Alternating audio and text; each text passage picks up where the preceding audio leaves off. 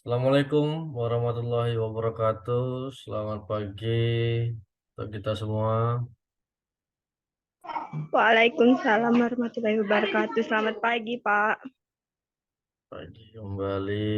Apa kabar nih semuanya di suasana masih liburan, ya kan masih harus aktif kita sudah perkuliahan.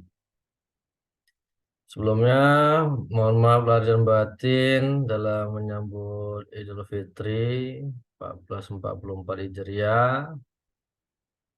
Di hari yang baik dan bulan yang baik ini, mudah-mudahan kita tetap sehat walafiat dalam mengikuti perkuliahan.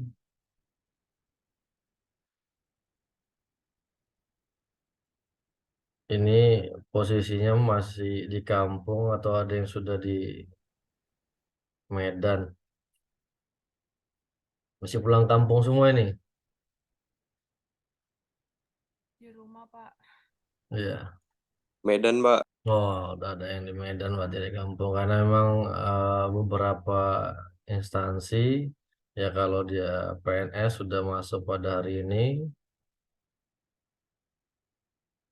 Nah, yang swasta juga beberapa sudah mulai beraktivitas pada hari ini. Ada yang belum, ada yang sudah.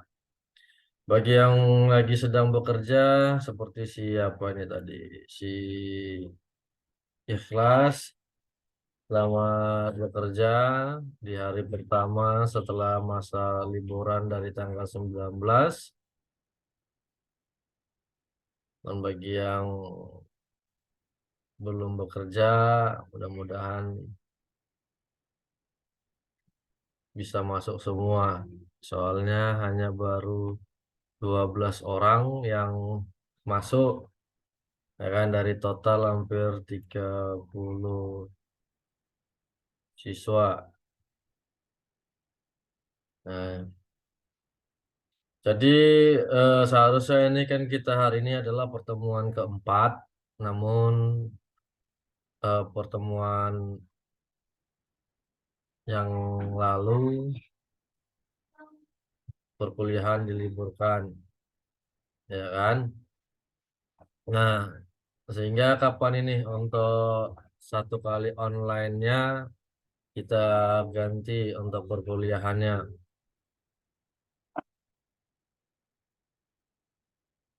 Ini kesepakatan dulu. Karena kalau dari jadwal minggu depan kita sudah tatap muka. Tanggal 3 Mei itu tatap muka.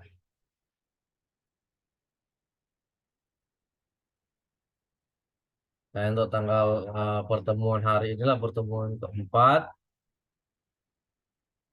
sebelum ya tanggal 3 lah.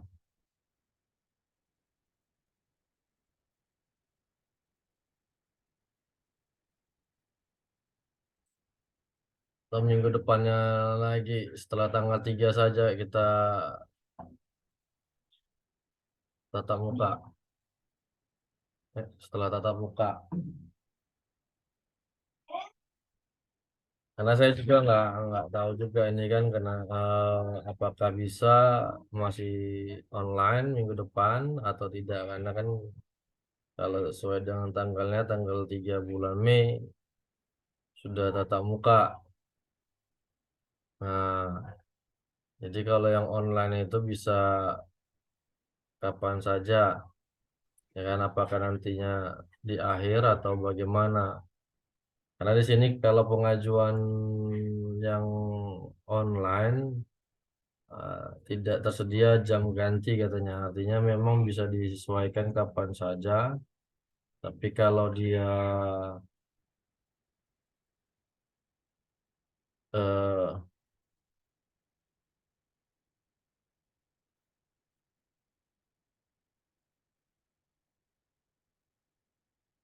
yang tatap muka, nah penghitungannya harus ada izin dari prodi baru bisa dia dihitung kehadirannya.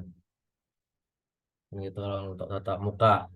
Sedangkan yang online, yang daring belum ada sih kalau dilihat di kolomnya. Nah, nanti cobalah kita diskusi sambil nanti diskusi di grup aja. Kita putuskan sama-sama, ya kan, kapan nantinya untuk satu kali lagi pertemuan nanti sambil saya tanyakan. Ya.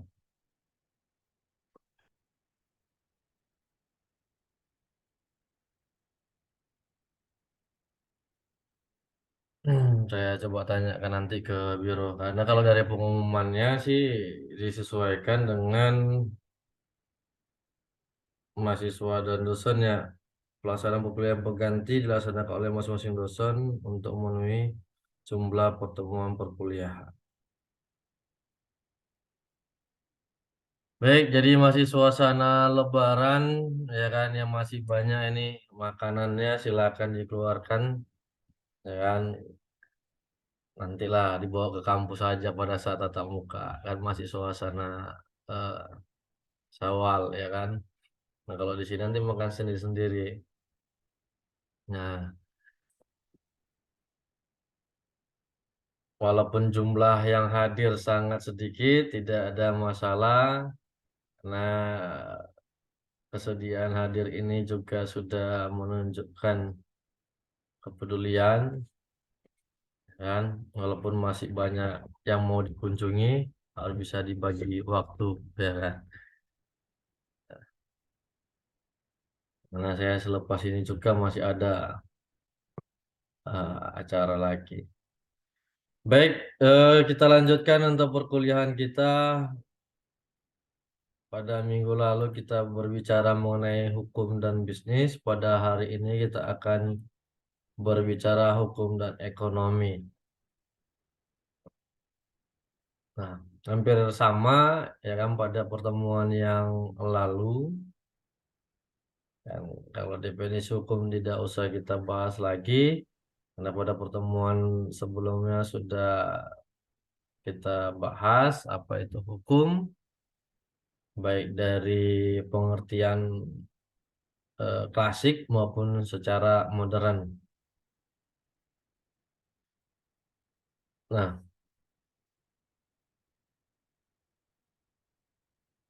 di pemanfaatan sumber daya yang terbatas menyebabkan perlunya suatu perangkat hukum yang dapat mengatur agar semua pihak yang berkepentingan mendapat perlakuan yang adil dan agar tidak terjadi perselisihan di antara pelaku ekonomi.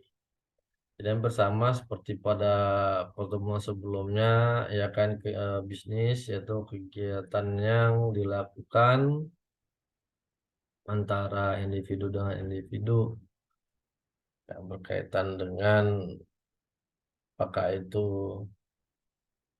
jual beli, sewa menyewa, dan sebagainya.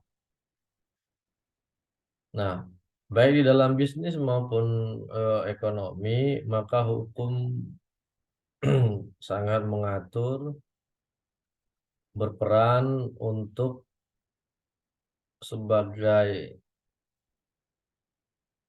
kalau di dalam hukum ada penyelesaian perkara itu oleh ada mediator, ada konsiliator, ada arbiter. Nah, inilah hukum ibaratkan sebagai penengahnya dalam menyelesaikan persoalan-persoalan yang timbul dari akibat hubungan timbal balik yang dilakukan oleh manusia dalam kegiatan ekonomi guna memenuhi kebutuhannya.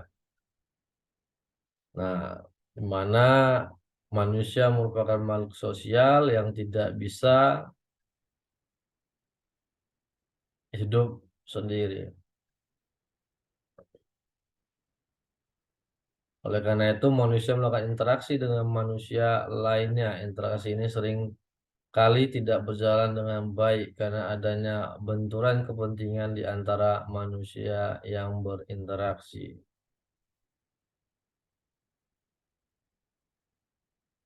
kan. Nah, jadi antara hubungan sosiologi, interaksi sosial yang terjadi antara seseorang dengan orang lain terkadang menimbulkan satu persoalan. Kenapa? Karena kita sering mengutamakan ego kita daripada hal-hal yang lainnya, ya kan? Nah, menganggap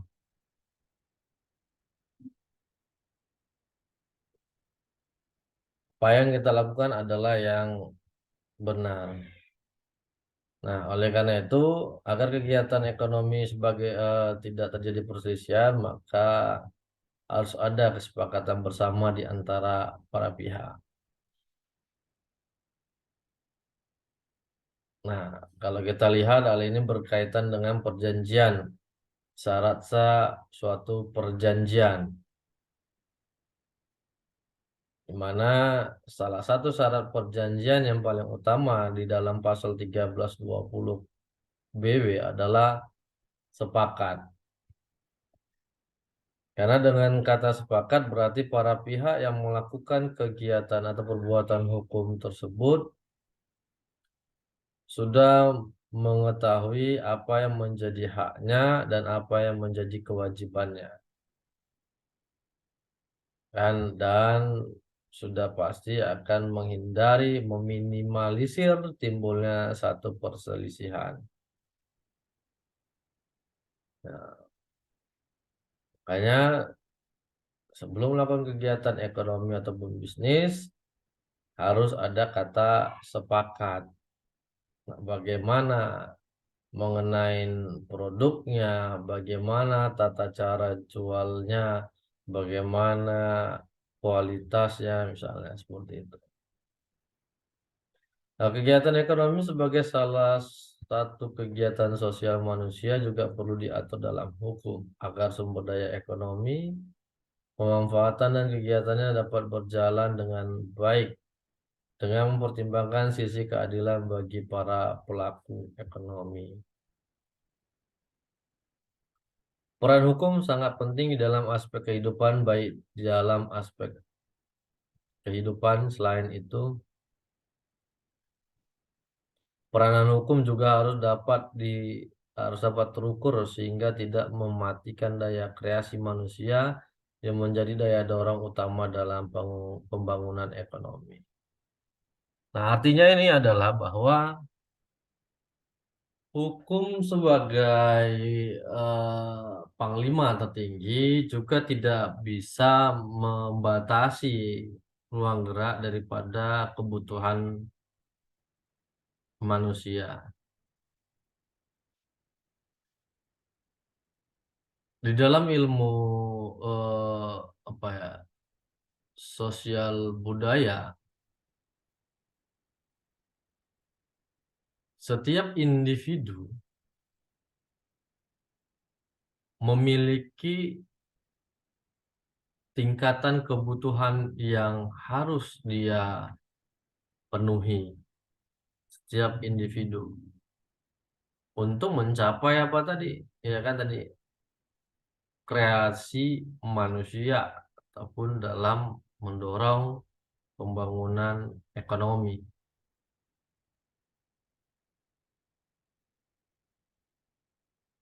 Kebutuhan yang pertama adalah katanya di dalam ilmu sosial budaya, ISBD lah nama mata kuliah ilmu sosial budaya dasar. Yang pertama kebutuhan dasar. Apa itu kebutuhan dasar yang kebutuhan pokok yang wajib dipenuhi setiap individu, setiap manusia yang ada di dunia ini. Kayak inilah tugas kita sebagai manusia di dunia ini dalam kehidupan setiap harinya. Kebutuhan pokoknya apa? Yaitulah sandang, pangan, papan. Kayak kebutuhan tempat tinggal, kebutuhan makan, minum, pakaian. Nah, ini kebutuhan yang awal yang harus dipenuhi oleh setiap manusia. Nah, di tingkat pertama ini, pada tingkat awal ini kita semua yang ada di ruangan ini sudah pasti memenuhi kebutuhan pertama. Karena kalau nggak mungkin bisa ikut kuliah online ataupun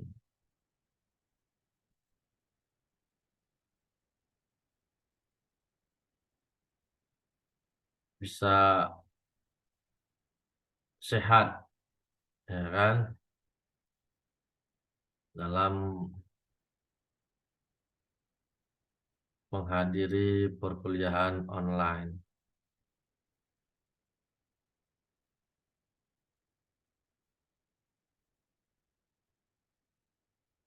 Sebentar ya.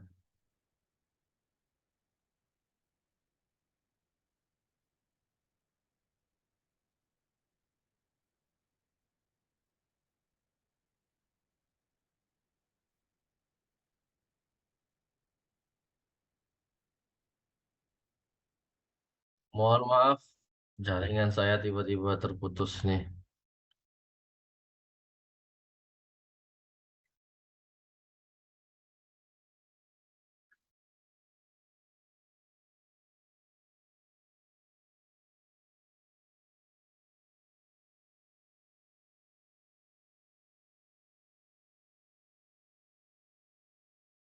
Nah, jadi kebutuhan dasar yang pertama, ya kebutuhan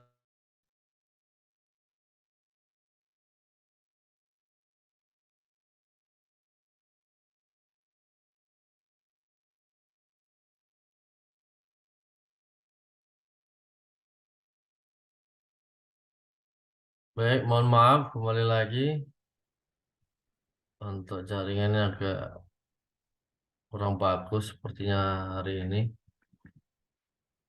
Nah, jadi kebutuhan yang kedua yaitu kebutuhan rasa aman. Jadi setelah kita penuhi kebutuhan dasar, maka kita minta harus bisa memenuhi kebutuhan rasa aman. Artinya apa? Dalam melakukan interaksi sosial, tidak ada satu hukum pun yang mengekang seseorang itu beraktivitas dalam hal kegiatan tersebut bukan perbuatan yang dilarang untuk dilakukan.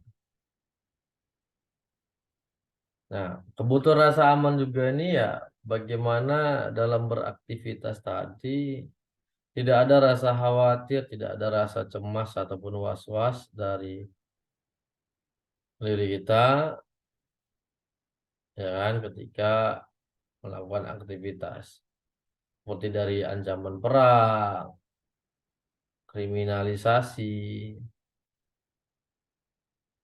ataupun kejahatan lainnya. Nah, inilah kebutuhan yang harus kita bisa peroleh. Ya, karena hal ini memang bisa didapat ya ketika peranan negara ataupun pemerintah eh, tampil untuk memberikan rasa aman ini. Mendapatkan rasa aman dari penyakit, ya kan? Nah, kalau untuk dari penyakit maka ya kita menjaga kesehatan kita, kayak gitu. Nah, kebutuhan yang keempat setelah kita melakukan aktivitas kita dengan nyaman, ya kan? Seperti ini perkuliahan, fasilitasnya bagus, mendukung, tidak ada kendala. Nah, yang ketiga adalah kebutuhan penghargaan. Artinya dihargai segala sesuatu yang kita lakukan ataupun mendapatkan suatu penilaian baik dari masyarakat terhadap yang kita berikan. Nah, inilah posisi kita sebagai makhluk sosial, ya kan, yang berguna bagi masyarakat. Nah, inilah kreasi yang kita ciptakan tadi, ya kan, inovasi-inovasi yang kita ciptakan ini diterima oleh masyarakat. Bantuan-bantuan yang kita buat, kan gitu. Nah, kita butuh dihargai terhadap apa yang kita lakukan, baik sekecil apapun itu. Sesama manusia wajib saling menghargai. Nah, dengan penghargaan ini maka kalau dari segi ekonominya jelas pemerintah akan memperoleh sumber daya manusia yang berkompeten dan sumber daya ekonomi tadi yang meningkat.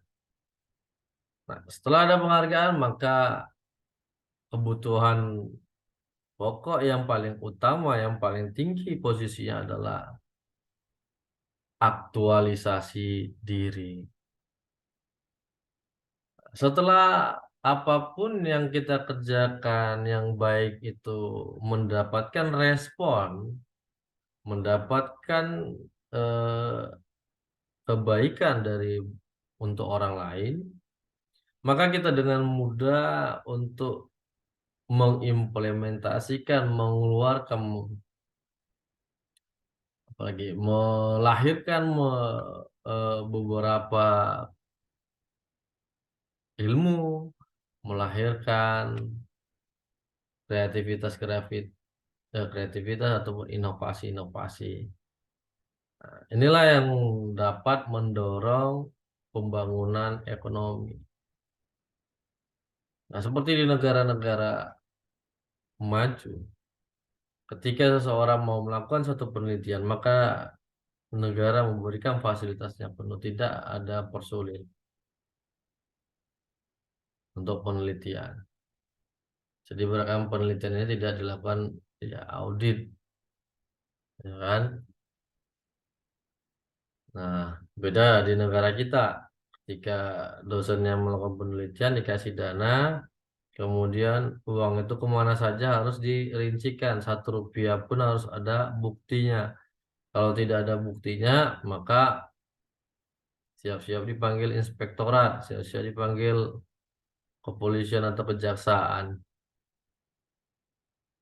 Nah, ini yang membuat banyak peneliti-peneliti kita lebih baik ke luar negeri, ya kan? Nah, karena di sana ya negara-negara pemerintahnya memberikan support atau dukungan terhadap penelitian warganya yang dapat meningkatkan pertumbuhan ekonomi. Nah, kita ambil contoh saja yang paling sederhana adalah mantan presiden kita almarhum B.J. Habibie. Kenapa hasil ciptaannya di bawah lisensi Jerman, tidak di bawah lisensi Indonesia, gitu. Walaupun Indonesia memiliki slogan ya waktu itu bilang, jangan tanyakan apa yang negara berikan padamu, tapi tanyakan apa yang telah engkau berikan kepada negara itu. Ya, tapi kalau tidak ada penghargaan tadi dengan yang dikerjakan, ya orang tidak akan mau. Karena kebutuhan itu wajib dipenuhi dan dijamin oleh negara. Makanya hukum ekonomi ini dasarnya adalah pasal 33 Undang-Undang Dasar 1945. Dalam perekonomian disusun usaha bersama berdasar asas kekeluargaan, kata ayat 1. Berarti ada gotong royong, ya kan? Nah, di mana meningkatkan perekonomian. Tetapi jangan meningkatkan perekonomian negara. Nah, melainkan harus meningkatkan perekonomian dari warga negaranya. Ayat 2-nya, cabang-cabang produksi yang penting bagi...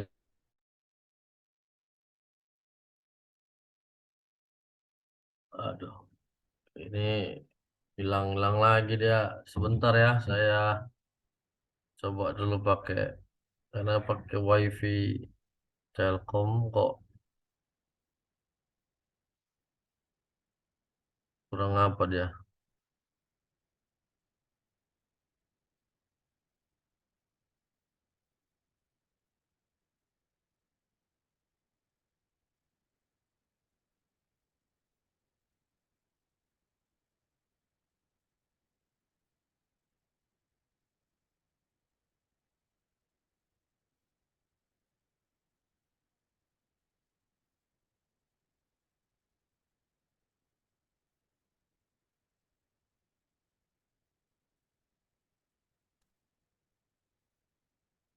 Oke, ya sambung lagi nih ada 10 menit sudah berakhir nanti dimasuk lagi.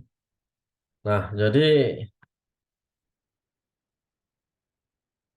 dasar daripada ekonomi kita adalah pasal 33 Undang-Undang Dasar 1945.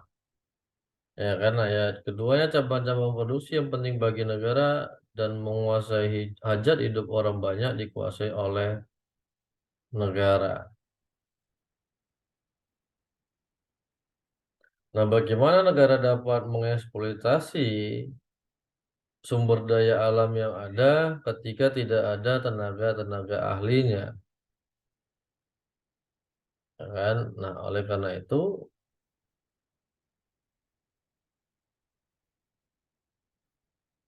harus memiliki sumber daya manusia yang kompeten.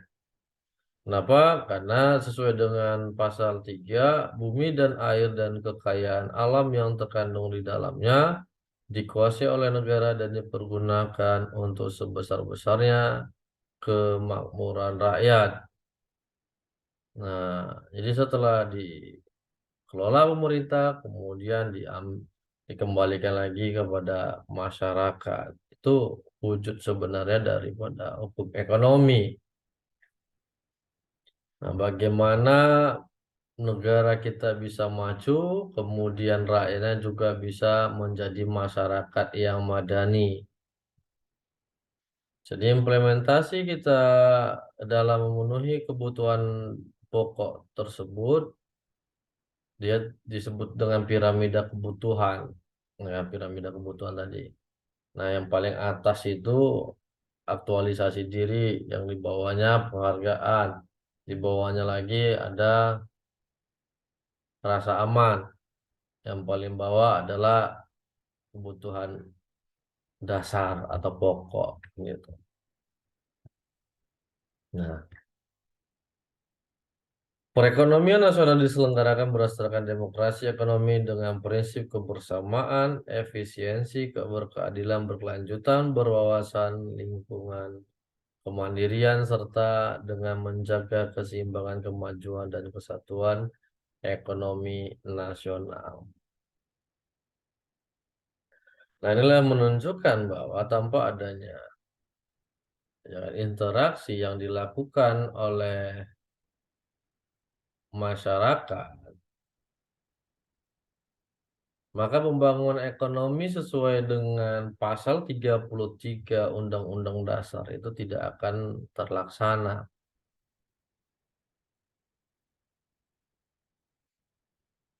Jadi piramida kebutuhan itu harus benar-benar dipahami, dipenuhi oleh negara.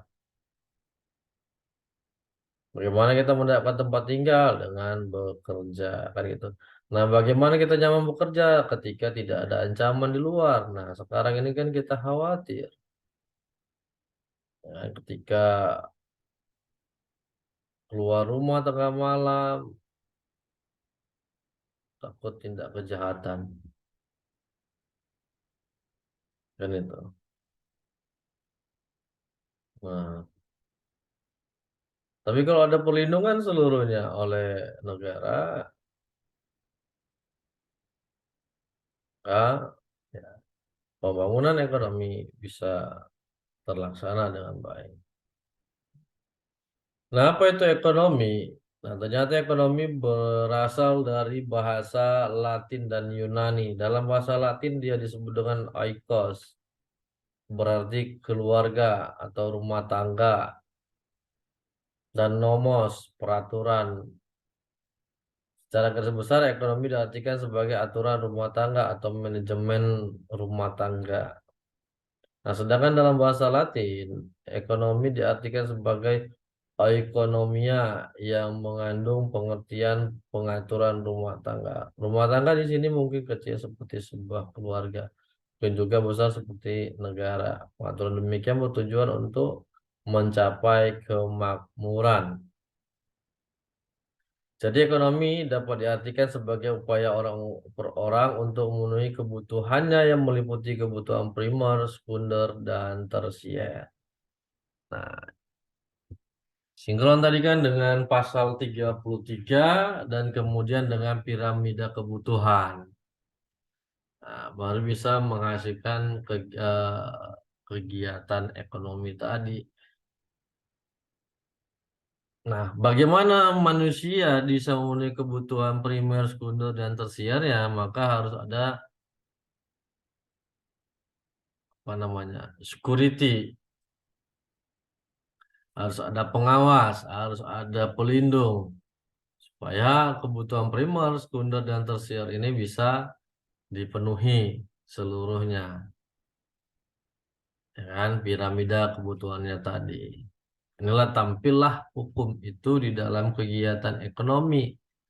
Nah, bagaimana manusia itu bisa dengan nyaman atau melakukan kegiatan-kegiatan ekonomi seperti produksi, distribusi, dan konsumsi, termasuk semua hal yang terkait dalam pelaksanaan tiga kegiatan tersebut.